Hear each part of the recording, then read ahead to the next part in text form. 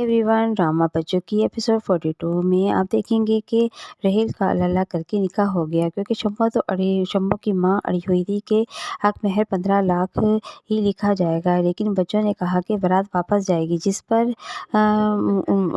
शम्मा की माँ मान गई और बच्चों ने कहा कि 10,000 से हम 1 रुपया ज़्यादा नहीं देंगे। लेकिन शम्मा की माँ 12,000 पर मान गई और दोनों का निकाह हो गया। निकाह के बाद शम्मा और रहेल बहुत ज़्यादा खुश हो रहे थे।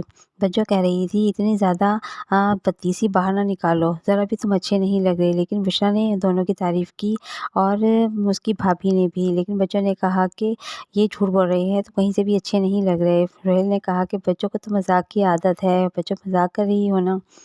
और जब रुखसती का वक्त आता है तो शम्मा की माँ अड़ जाती है कि बारात तो गधा गाड़ी पे ही जाएगी, जिस पर रोहेल की माँ कहती है कि ये मैं क्या सुन रही हूँ, हमारी बरादरी वाले क्या कहेंगे कि बारात गधा गाड़ी पर आई है।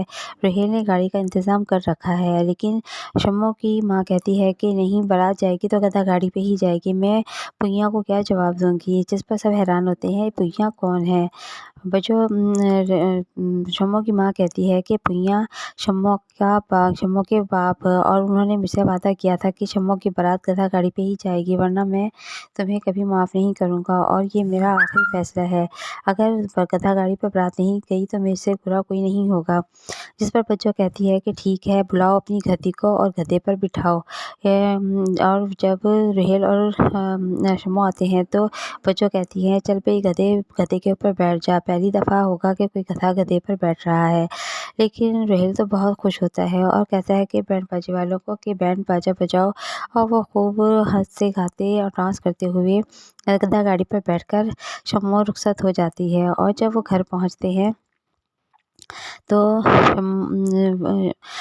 बुशरा बच्चों को कहती है कि बच्चों, तुमने लिफाफे अच्छे से तैयार किए थे। और बच्चों कहती है कि हाँ अम्मा ने तो भर भर के नेक के लिफाफे दे दिए, लेकिन मैंने भी कोई कच्ची गिल्लियाँ नहीं खेली, मैंने भी चालाकी की और 500-500 की जगह मैंने 50-50 रुपये हर लिफाफे में रखे। लेकिन बुशरा कहती है कि बच्चों, वो तो बड़े भरे भरे लिफाफे लग रहे थे। बच्चों कहती है कि मैंने 50 रुपये के साथ टिश्यू पेपर भी रखे हैं ना, कि वो जब पैसे देखेंगी तो उनके आंसू निकलेंगे, तो वो टिश्यू पेपर उनकी आंसू साफ करने के काम आएंगे। उषा कहती है कि बच्चों, ये आपने ठीक नहीं किया, और क्या सोचेंगे वो लोग हमारे बारे में। लेकिन बच्चों भी अपनी